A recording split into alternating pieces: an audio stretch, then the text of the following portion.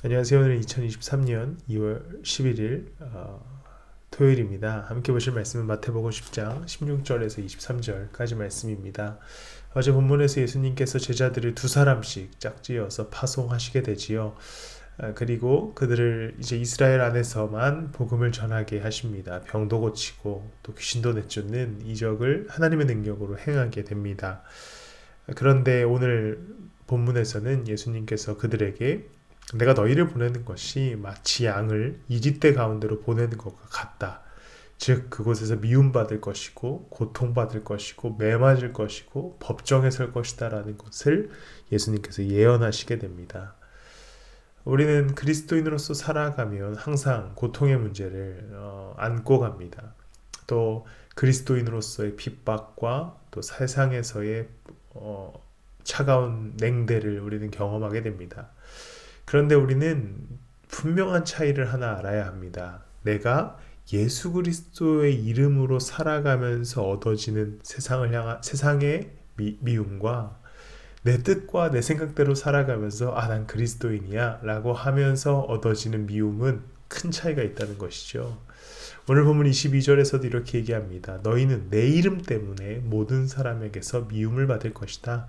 그러나 끝까지 견디는 사람은 구원을 얻을 것이다.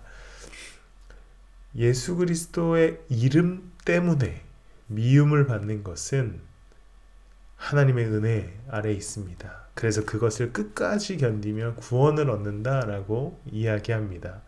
그런데 반대로 내가 하고 싶은 대로 살고 또 예를 들고 싶었지만 다 실명을 거론해야 해서 그리스도인이다, 목사다 라는 이름만 달고 어떤 굉장히 부정한 일들을 해나가면서 미움을 받을 때 나 핍박받는다 라고 얘기할 수 없다는 것이지요. 정직하고 거룩하게 예수 그리스도의 이름으로 살아가는 가운데 얻어지는 핍박과 고난을 우리는 아름답다 이야기할 수 있는 것이지, 내 마음대로 내 뜻대로 살아가는 것을 그리스도인으로 포장하고 그것에 받는 핍박까지도 예수님 때문에 얻는 고난이라고 포장할 수는 없다는 것입니다. 중요한 것은 핍박받는 것에 포인트가 있는 것이 아니라 내 이름 때문에, 즉 예수 그리스도의 이름 때문에 살다가 얻어지는 삶의 결과가 우리는 중요한 것입니다. 오늘 한 인물을 소개해 보고자 합니다. 프라하라고 하는 아주 유명한 도시 광장에 가면 이 사람이 서 있습니다. 얀 후스지요. 1400년대 종교개혁의 불길이 타오를 때에 활동했던 개혁자입니다. 이분은 이제 종교개혁이 본격적으로 시작된 1500년대보다 100년 정도 앞선 인물이에요.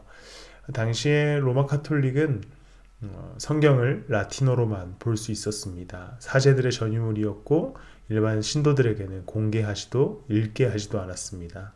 그러던 가운데 프라하에서 야노스가 이제 체코어로 성경을 번역하고 설교하는 일을 하기 시작했습니다.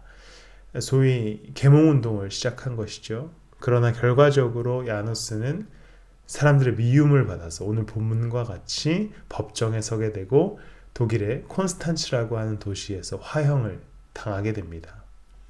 그러나 그의 죽음은 비록 안타깝고 또 불길 속에 사라졌으나 계속해서 그의 정신과 그의 믿음이 흐르고 흘러서 오늘날 우리에게도 성경을 바로 보는 눈을 제공해 줍니다. 이것이 바로 예수 그리스도의 이름 때문에 미움을 받는 대표적인 예인 것이지요. 반대의 예들도 많지만 공개할 수 없는 것들이 많아서 그냥 넘어갑니다. 우리는 중요한 것은 예수 그리스도의 이름 때문에 오늘을 살아가는 것이 중요합니다. 주의 이름으로 살아가는, 주의 이름으로 살아가다가 얻어지는 삶의 결과들 속에서 오히려 복과 위로를 누리는 하루 되시기를 예수 그리스도 이름으로 축복합니다. 기도하겠습니다. 하나님, 내 마음대로 살아가다가 얻어지는 고난을 예수님 때문에 받는 핍박이라 착각하지 않게 하시고 포장하지 않게 하여 주시옵소서. 오직 예수 그리스도의 뜻대로 살아가다가 얻어지는 고난 가운데 감사하며 기뻐할 수 있는 우리의 인생 되게 하여 주시옵소서. 늘 우리의 삶에 주는 살아계신 그리스도시요 라는 고백이 있는 하루 한 주간 이 주말 되게 해주세요. 감사하며 예수님의 이름으로 기도드렸습니다. 아멘.